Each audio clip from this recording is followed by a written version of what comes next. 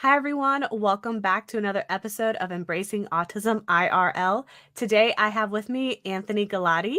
Anthony is a full-time fine artist and an art teacher who graduated from Tyler School of Art, part of Temple University in Philadelphia. He currently teaches drawing and oil painting lessons online and has had many solo students as well as group classes. He's got lots of experience working with the special needs and neurodiverse community, including respite work, regular volunteerism at a special education school, and meaningful relationships with special needs members of his community. He currently resides in New Jersey with his girlfriend and 2 cats. Hi, Anthony. How you doing? I am great. Yeah, that's all accurate. What type of cats? One is feisty, one is a little more mellow. So they're both rescues, and they're both well, the one is like I don't know about 13, and we got another cat a couple years ago, and she is so small. We thought she was a kitten when we got her, but we found out when we took her to the vet she's actually full grown. But she Whoa. she goes into total attack mode whenever she sees the other cat because we think that she was probably like an alley cat and she had to fend for herself, and she probably had a lot of fights before we got her. So basically we have to keep them separated. We tried introducing them together many ways, and just didn't work. But So she's like me then, small but feisty. I'm yeah. 4'11", so Oh wow. yeah. Yeah, you would have a lot in common with her. Yeah, you'd never know from just looking at her. She looks really cute and nice, but as soon as there's another cat, it's like she goes from Jekyll to Hyde, and you can see like the horns coming out. But I'm glad I asked because that's hilarious. So, Anthony, I just wanted to start off. First of all, thank you for joining us today. I appreciate you taking the time to talk to me. I well, wanted to thank learn you. a little bit more about you and Hmm. specifically why you decided to pursue art. Well, for me, it's always been kind of a foregone conclusion that that was what I was going to do. I mean, there was a little while when I was younger that I thought about being a vet, or I heard that you make a lot of money as an architect, and so I thought about that for a while. But then I was like, I don't really like math, so probably not going to do that. And actually, one of my solo students out now, both of her parents are architects, and I was telling them that story, and they were like, "Oh yeah, it's not true. We actually don't really make that much." I was like, "Okay, well, good thing I didn't do that."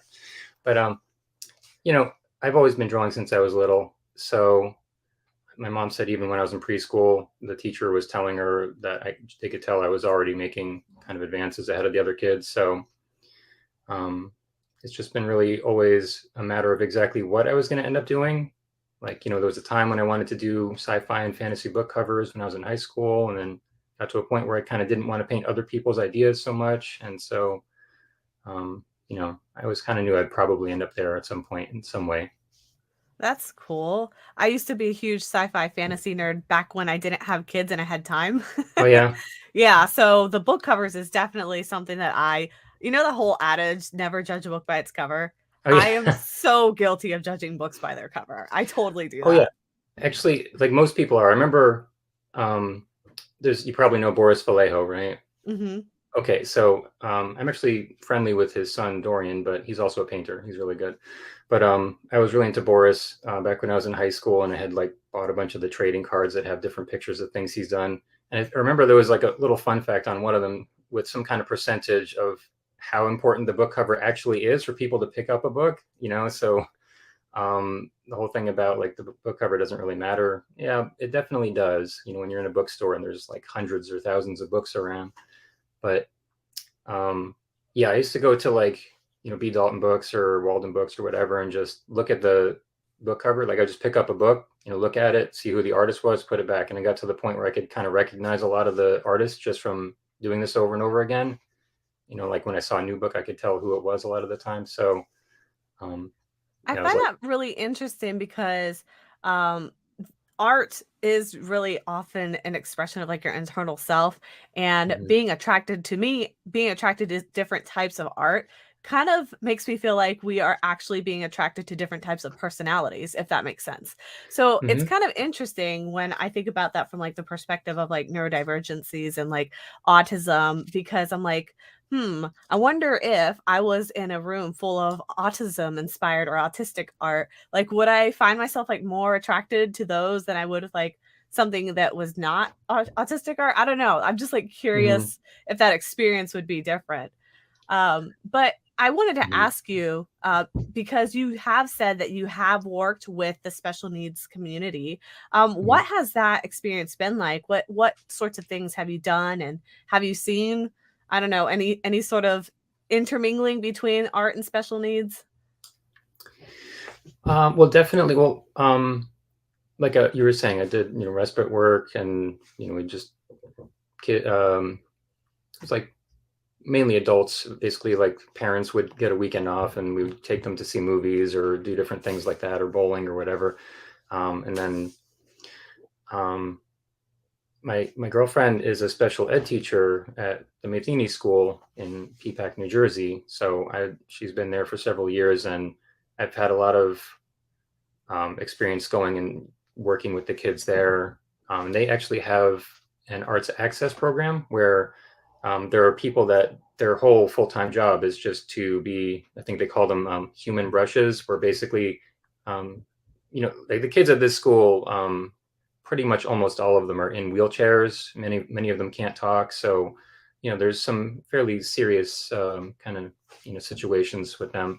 And so many of them can't actually move their arms. So they'll just direct a person to do a painting for them. And they'll say like, okay, which color do you want? And then in whatever way that, the kid or the adult needs to, they'll just kind of let them know, okay, I want yellow, and I want to like a line going over there, and, that kind of stuff. So it's That a is really so cool cool. program.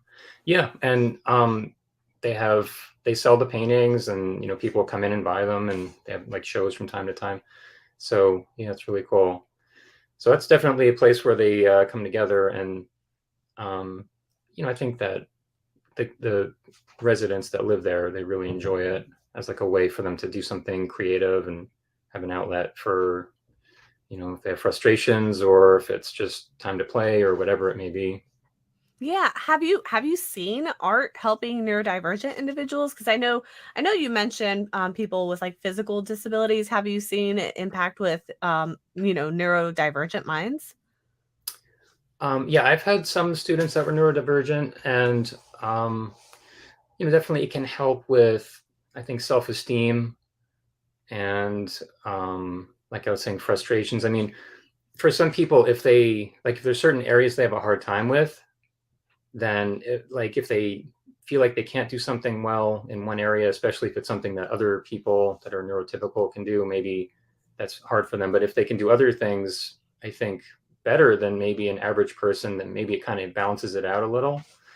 So, um, most people walking down the street, if you just stop them, like 9 out of 10 are not going to be able to draw that well, probably. And a lot of people look at artists as like these magical beings that come from another dimension or something, and I've been like set up in Central Park doing paintings where people will walk by and just say like, oh, I wish I had a talent, like things like that. And it's like, you know, what I always tell people is anybody can learn. I may have had a head start, but if you put in the time and actually work on it, it's like anything else, like Michael Jordan didn't become an excellent basketball player by never practicing, like all these other different skills, they're really not that different in that way. Whatever you spend your time on, you're going to get better at, hopefully, unless you're really not meant to do it. But even then, there's so many different varieties of art that I just feel like there is probably an in for everyone because there's so many Hmm. options. There's got to be at least one modality or one media that Hmm. you'd be able to do essentially. Right. And, some people maybe are not interested in drawing or painting as much, but they are into poetry or playing music. I mean, I've definitely noticed, like, I play keyboard, and I've noticed a lot of people that are into painting will also play an instrument. Like there's an artist named Kwang Ho. I'm friends with Adrian Stein, who is his wife, and he plays classical like Spanish guitar, I think you call it. And then like there's a guy named Brad Kunkel I know. He's like great, excellent artist, and he was in a band. So it's like I think it's pretty common if you have that kind of creative energy, it can come out in all kinds of different ways. So for some people, it's just they got one thing and they're happy with that, but for other people, there's lots of things they want to do. And even as a visual artist, you may want to do sculpture and watercolor and you know drawing and whatever. So That's so Yeah. funny that you say that because my oldest, she's autistic. She has been really into instruments. Like she's picking up all sorts of instruments. She's 4, and she just now suddenly got out of the blue totally into watercolor. I got her this like cheap, like $3 Crayola set, and she went through Yeah. that entire thing of paint in like 2 days, and she went through so many pieces of Oh wow. paper. It was impressive, Hmm. especially with like fine motor issues. I was really impressed. But I definitely have seen that connection between music and art, and Hmm. neurodivergencies. So now Hmm. that you brought that up, I thought it was also interesting because a lot of autistic individuals are not actually able to communicate verbally. So I know that you brought up, like, for example, if somebody was physically disabled, they could have this person that they communicate what they would like to have on there. So Right. for somebody like an autistic who's nonverbal, or perhaps has is verbal but has difficulty expressing themselves verbally, how do you feel that art could be used as a form of expression for those individuals? Well, there's all different reasons that somebody might want to make art, and I think you could look back and say like a pretty large number of artists that are very well known today. They made art because they like kind of had to. Like Mick Jagger, I remember had there was a quote I heard from him years ago. Not really talking about necessarily being like manic depressive or anything like that, but he was kind of saying like the people that do this, that it kind of becomes their career, they do it because they have to, because they don't fit in anywhere else. And I think it's kind of like that, for say if somebody is manic depressive, like Van Gogh most likely is believed to have been manic depressive, and this was like his way of kind of coping with those things. And he had all these things that he was dealing with, and he only sold one painting in his whole life. So he wasn't doing it to sell it. He was doing it because he loved it so much, even to the point where he would use colors that he knew maybe were going to fade at some point, but he was just so in the moment of creating it, and that was so special for him that he didn't even care. So I think definitely there are things you may do, like there are reasons you may do art kind of to help with something that you're having a hard time with, like if you're depressed, or if you're just struggling with, say somebody who is neurodivergent, maybe just has certain skills they are trying to do, but they're having a hard time with it, or just whatever, life in general is just kind of hard, and they need a little time to kind of take a break, you know, or you may just, do it because it's fun and you just enjoy it. I mean, I've had some students that uh, have very like high stress jobs, in an office or whatever, and they've said like this is the only time they can let their brain just empty out. That their mind can just clear out and not think about all the stuff they have to do kind of every day. So Yeah, kind of like a mental vacation right, in a way. yeah, So what would you say, because another thing that happens quite often that's often correlated with autism, and this is something that my girls both struggled with, is fine motor skills. There's a hmm, high correlation with being able to do things like draw, spell, hold a pencil correctly, things like that. Do you think that there's forms of art that would be accessible to autistics who have fine motor challenges? And if hmm. so, what would those be? Well, so like the program I was talking about at the Matheny School, I think pretty much everything they do is abstract style. So in that way, it's a little bit, I think it lends itself to that kind of thing more, where somebody is, painting for them basically. But even if, say, somebody didn't want to do abstract, if they wanted to do realism, then, there's all kinds of adapted gear. Like there's a company named Zot Arts that there's like neoprene, like a scuba glove where you can put a brush or a pencil in there, and just Hmm. instead of using your fingers to hold it, you just kind of move your arm around to draw. And like Dick Blick is another art store. It's been around for a long time, and they have just general art stuff, but then they also have other things like that you can use. And there's things for feet even, where you could attach something. It's kind of like a wrist guard kind of a thing, but you could like put it on your foot and attach a pencil in there. Or like my girlfriend, like there's a couple of her students have even had sort of like headgear where there's just something coming off the forehead, and they just move their head around to either draw or whatever they're doing. So there's a bunch of different like assisted devices depending on the extremity of their limitations, basically. Yeah. That's cool. Do you think that Mhm. there's methods or certain media that lend themselves more to not needing super fine motor control, or are there some media to avoid because they're like super unforgiving? So media as in like painting versus drawing or something like that? Yeah, or like pastels or whatever it may Mhm. be. Well, I would say so. I mean, it kind of depends. Like when you have something like watercolor, one of the hard things about watercolors, once you put something down, it's just there. You know, you can go over it again, but basically you have the white of the paper, and then what you add to it, it's just going to keep getting darker and darker or changing colors, but it's never going to get lighter again unless you use another paint called gouache, which is sometimes combined with it. But you know, that's the hard thing about watercolor is it's unforgiving. You know, you can make it darker, but if you realize you went too dark in one spot, unless you're using gouache, then you kind of can't go backwards with it. But then there's something like oil paint where you can paint a layer and let it dry and then paint over it, you know, several times if you want. So I guess it really kind of it depends on the person's sort of style, like what they want to do and how realistic it would be, and also just maybe the way they work. I mean, in general, some artists just like to like I have an aunt that's an artist, and she just does one painting in one sitting, and then she's done, and she's like, "That's it. I don't care anymore." Like she moves on. For me, like I've had some paintings that I've worked on for many months, and it just takes a long time to finish because I have a very detailed, realistic style. So um, it So it really, sounds like you said oil is one of the ones that's a little more forgiving. yeah, as far as like if you put something down and you don't like it, yeah, you can always paint over it. That would be probably perfect then, because I know my kiddos make a lot of mistakes. Yeah. So how have you found that art has helped you or other people with mental health struggles? Well, I think that like for me, like I was saying, I play keyboard, so there have been times where there's just kind of like I just need to go and slam on it when I'm just like really aggravated about something. And um, it's different from drawing or painting because you can just do that and you're not creating a thing. Like I was saying, I have some of my paintings or drawings or whatever will take a really long time. So you can just go and play for a few minutes or half hour or whatever, and then you can walk away from it. You don't have to have this complete thing that you're doing.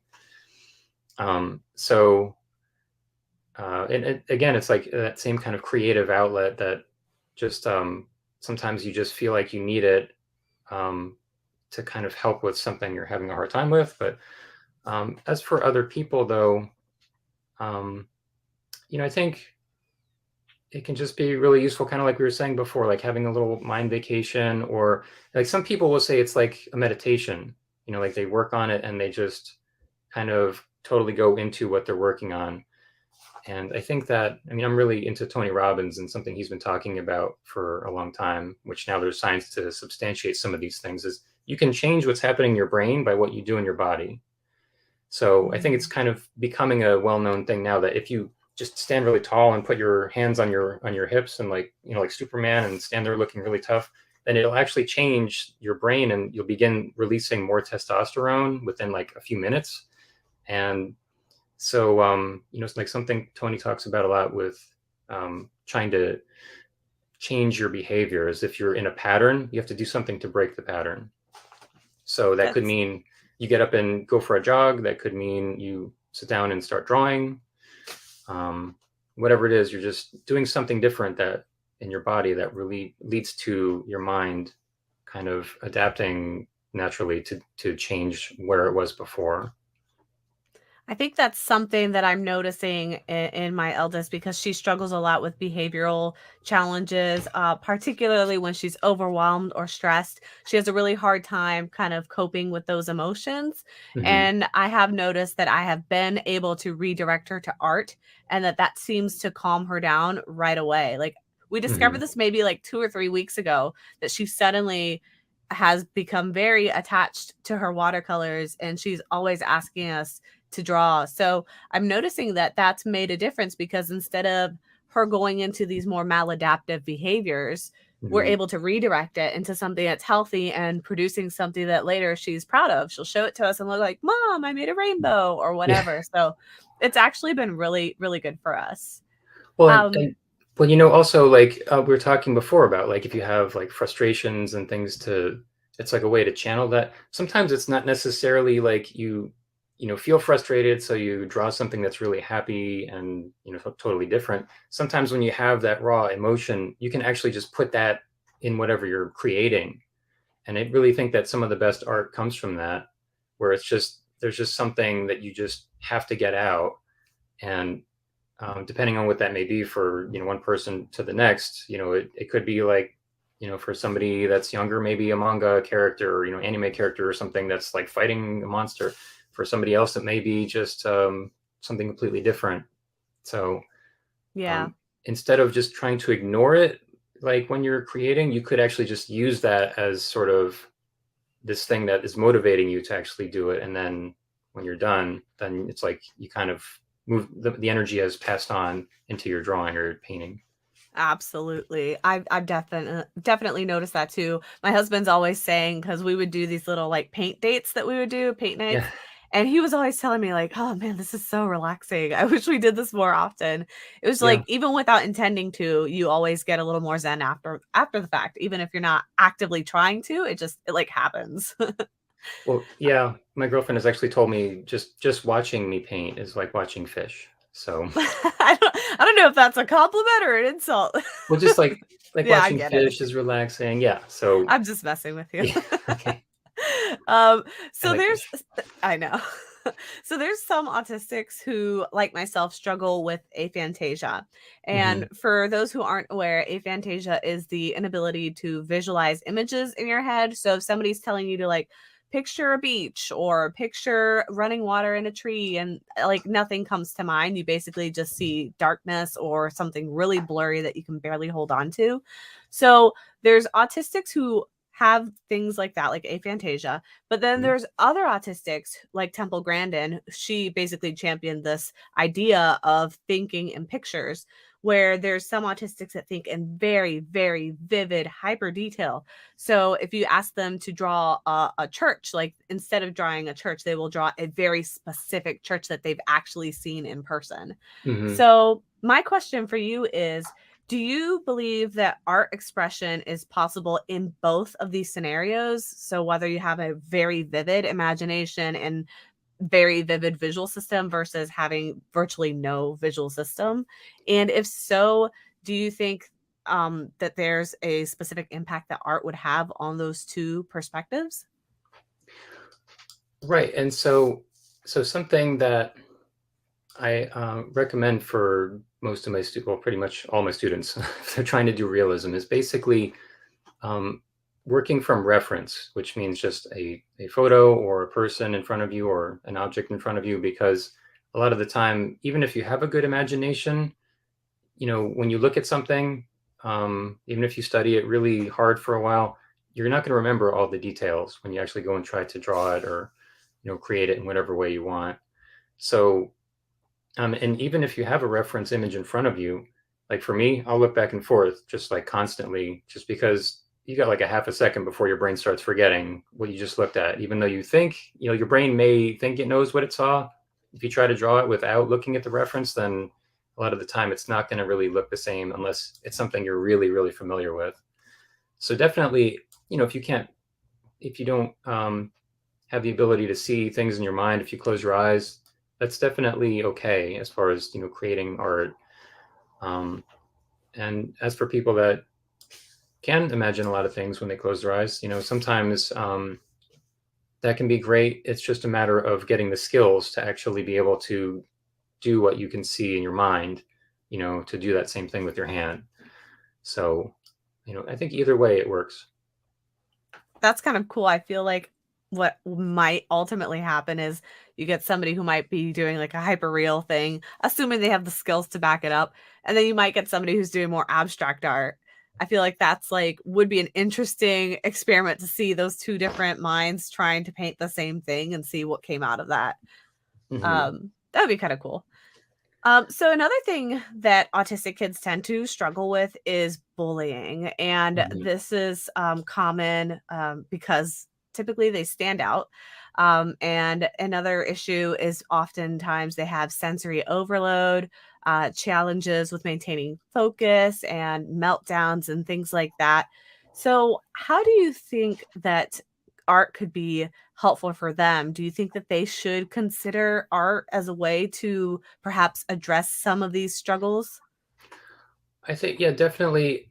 I mean, I think first of all, for some kids that are not very verbal, there may be some bullying going on, and if you let them just draw whatever they feel like, it kind of could give some clues that maybe there's something going on if they draw somebody that looks like them, and then there's someone attacking them or something like that. So I think in that way, it could be kind of important. But aside from that kind of thing, I mean, like when I was younger, I used to draw like when I was in like fourth grade or something. I draw myself like big with muscles and sunglasses, and often with like a Freddy Krueger glove because I thought that was cool. So, it was the 80s. I mean, having one glove was big back then, like Michael Jackson did it.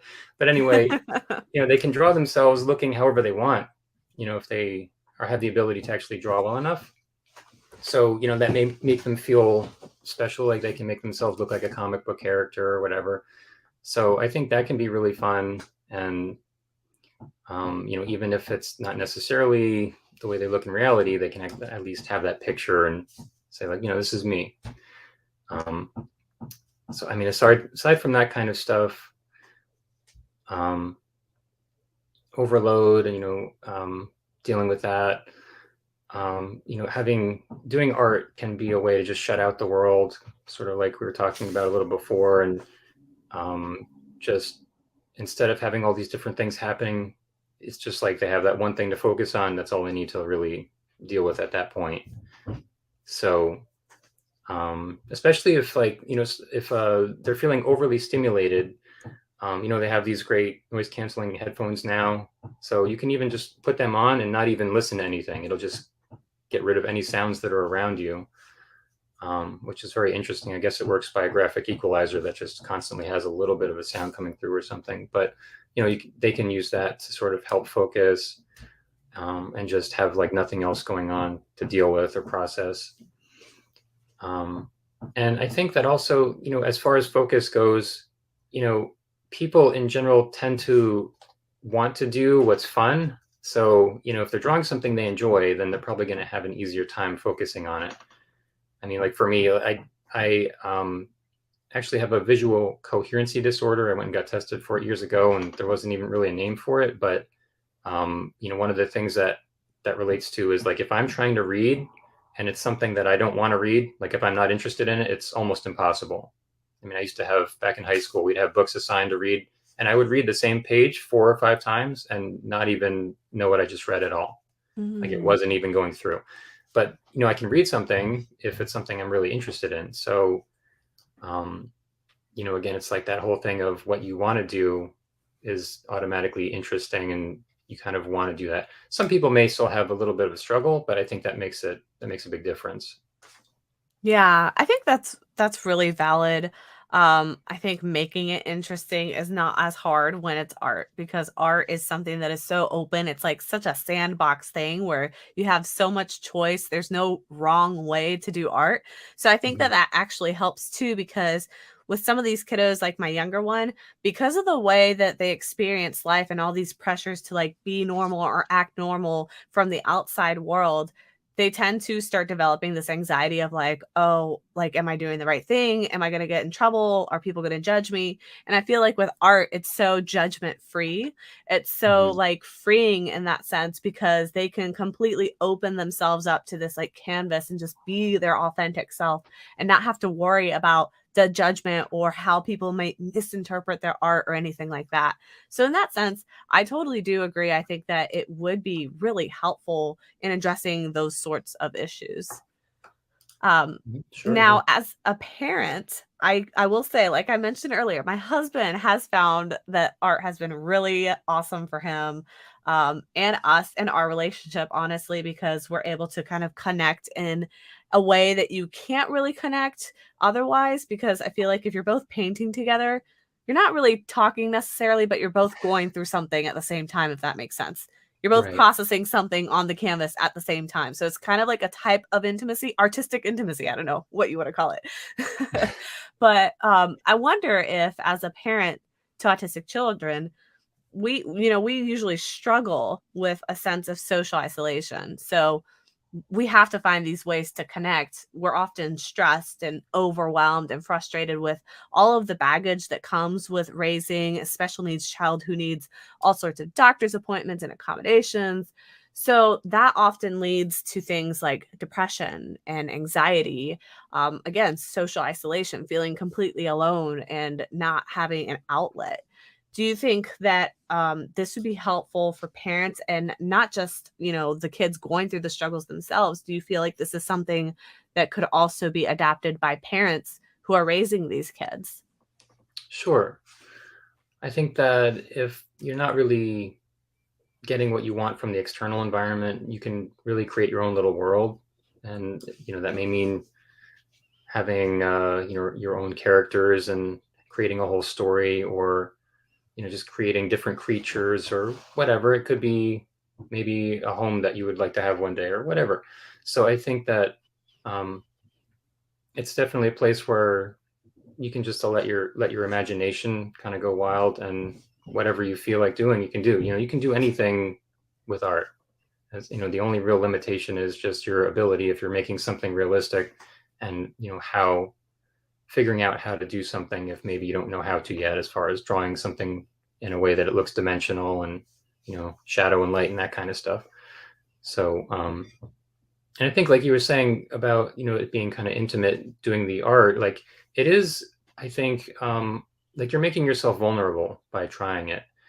And so it is kind of, you know it is kind of like that. It's like, whether it's singing or whatever, when you're doing something and you're kind of like allowing yourself to like do something that maybe might not come out the way you want. It's you're taking a risk, but it can be a great risk to take if you end up actually enjoying what you're doing, and it becomes this new thing that you want to do more often, continue doing it regularly.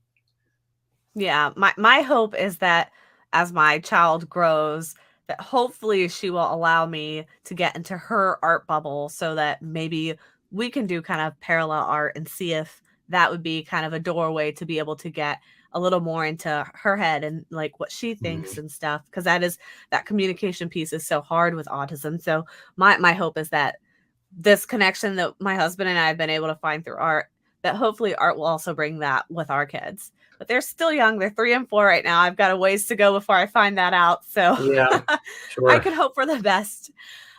So I heard that you will actually be conducting a class called Autistic and Artistic. Hmm. Can you tell me a little bit more about that, what it's all about, and where my listeners can find it? Sure. So I'm working together with Kind Theory. It's a great organization, um, for autistic people, and this is going to be a class that we're going to be doing on September 24th. It's a Saturday, and it's going to be at 1:30 Central Time.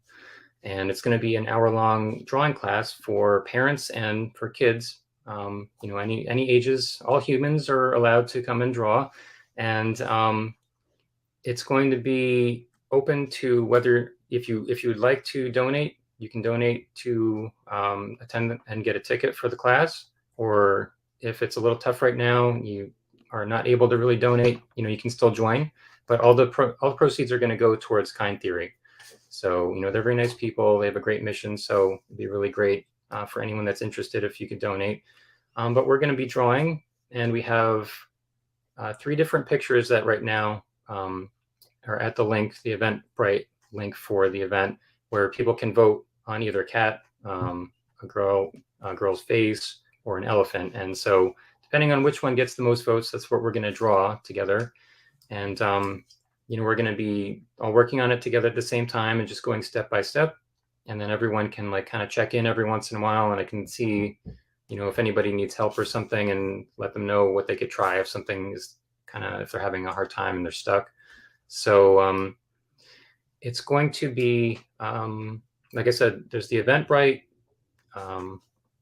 website to go to where if you just go there and follow Kind Theory, then you'll get notifications about the event and also any other event that they're going to be doing. So you can also subscribe to their YouTube, their Facebook, and their Instagram. And I think that's pretty much what we're Yeah. doing. Yeah, and for those of you out there listening, Kind Theory might sound like a familiar name. That's because we have partnered with them in the past, and they have been responsible for helping us gift a lot of kiddos over Christmas wish holidays. So this is a way that we can kind of say thank you. So if you guys are interested in that art class, those details are on their social media. And that was listed here. We'll list it one more time for y'all.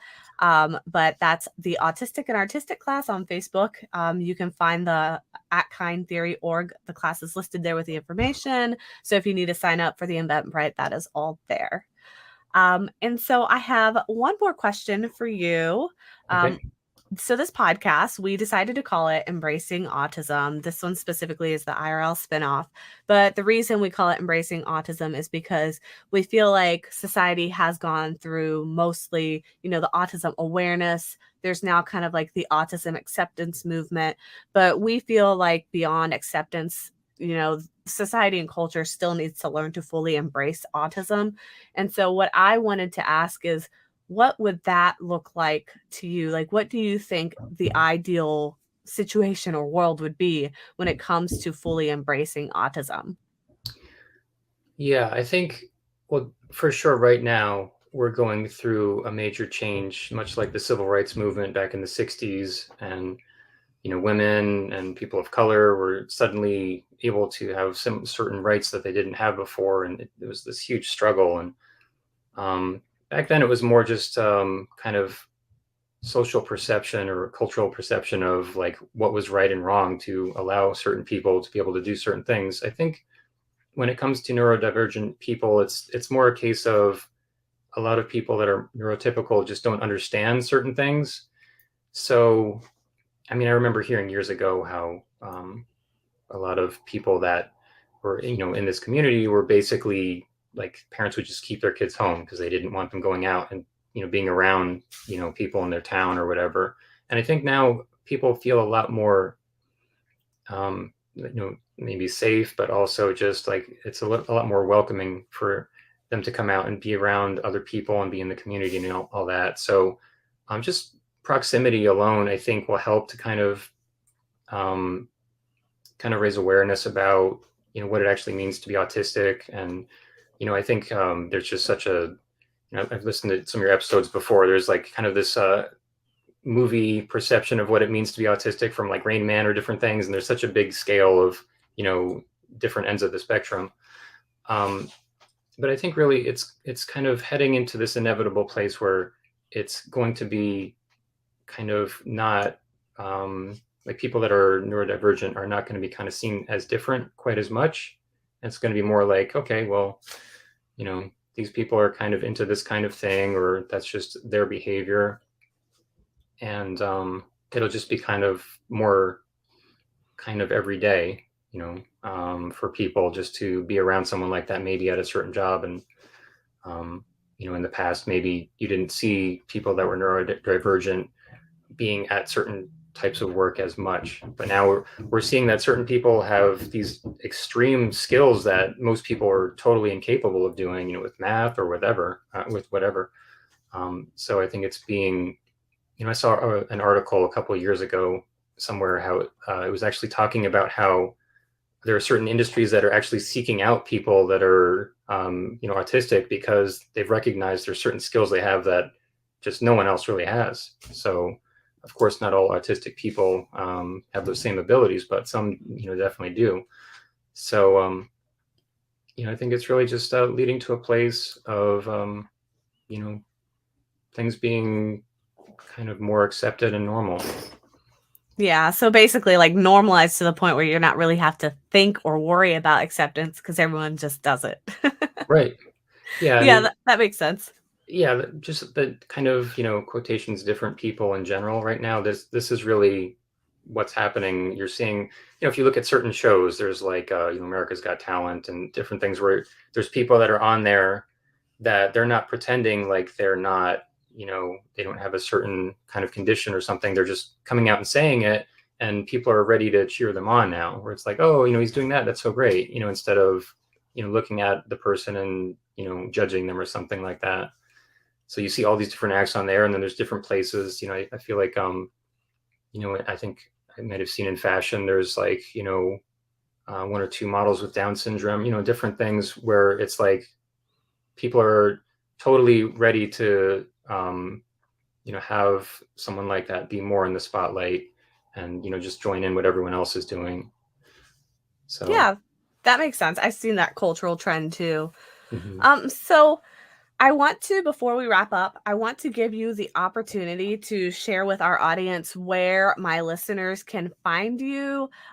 Where's your, I guess, do you have social media, website? Where are you present on the internet? Right. So, my website is just my name. It's anthonygalati.com. So ANTHONYGALATI.com.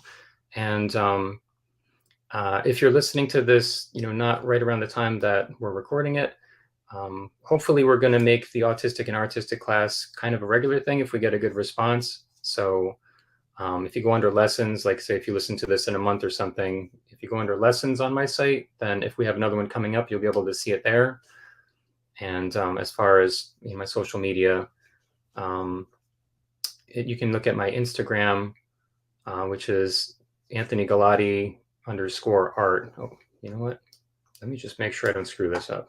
It looks like it's Anthony _Galati Right. Yeah, _art. that's what it is. You know better than me, so I don't have to type that in myself very often. But yeah, underscore in between my name and in between art at the end. Then yeah. So Awesome. that's the best place to see my work on social media. Great. Well, thank you so much. This was really interesting conversation. I know I've learned more about art and its impact with the special needs community, and I definitely think I'm going to be trying to pursue this a little bit more with my kiddos. I think it will be a really great outlet for them. So I appreciate Great. this.